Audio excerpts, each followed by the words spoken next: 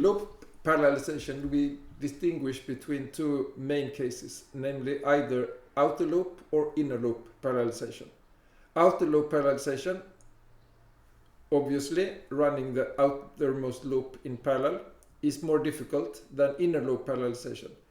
By difficult, I mean that it's less likely that the compiler can prove that it is correct to run the outer loop in parallel. Inner loop parallelization means parallelizing all loops except the outermost. And it's actually the case that we can find a unimodular matrix with which we can parallelize all the inner loops. But that is not certain for outer loops. Of course, it's not certain that the parallelized loop is faster than the original loop. So, but it's interesting to know that in theory we can always parallelize inner loops with the unimodular transformations if there is if all other requirements are satisfied, such as perfect loop nest and uniform dependence distances. So if we parallelize the inner loops, what is required on the transformed dependence matrix? It needs to have positive non-zeros in the first column, since all dependencies must be carried by the outermost loop. That means here we have the original, in an example, original distance matrix, and this one has the dependence in the outermost loop, and this in the innermost loop, and this in the mid loop, these two. So this loop nest cannot be parallelized at any level. Not at the innermost, since this one has dependencies between iterations, and not in the middle and not in the outer. But if we can have a transformed distance matrix so that all the dependencies are in the outermost loop, then we can parallelize the two innermost loops. And we will now see how to do that using an example, and then we will also see pseudocode, but we will not go into the details of it. Okay.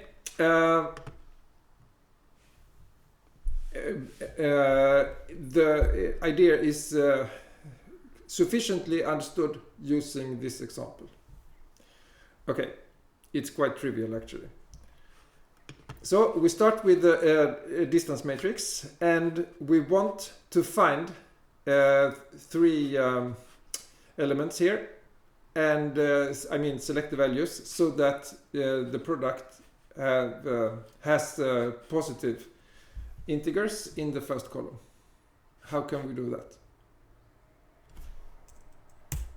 Well, we can.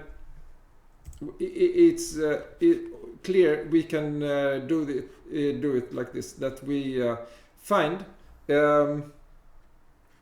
initially a value of U3, and then a linear inequality for U3, and I mean a minimum value, and then we can insert that into the expression for U2 and then for U3, U1.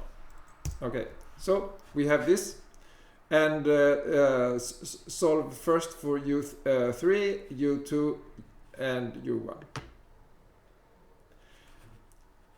What we can see here is that there are infinitely many solutions, since there are no upper bounds on the U variables.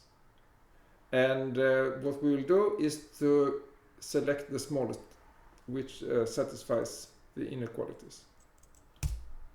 Okay, so we choose U3 as follows, and then there will be inequalities that we will use for U2, and we take the one which is strictest. So we set the U2 to 2 and then insert what we have to compute U1, and U1 turns out to be 0. So this is the transformation matrix. We found these values 1, 2 and 0, and then to make this a unimodular matrix,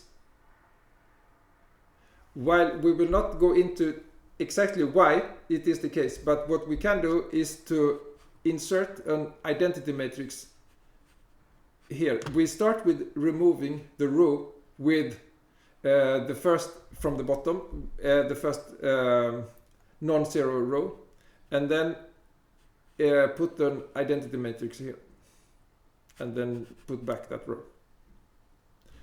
Okay, so the new distance matrix looks like this, and the important thing is that this column has all positive integers and therefore carries all the dependencies, and this one and this one, I mean the loops, can be executed in parallel.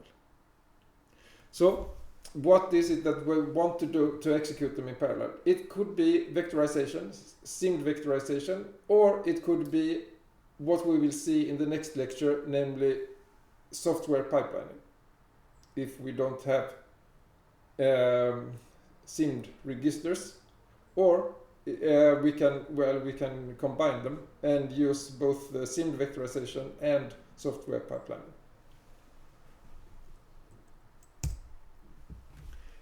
Here is the method to perform what we saw here.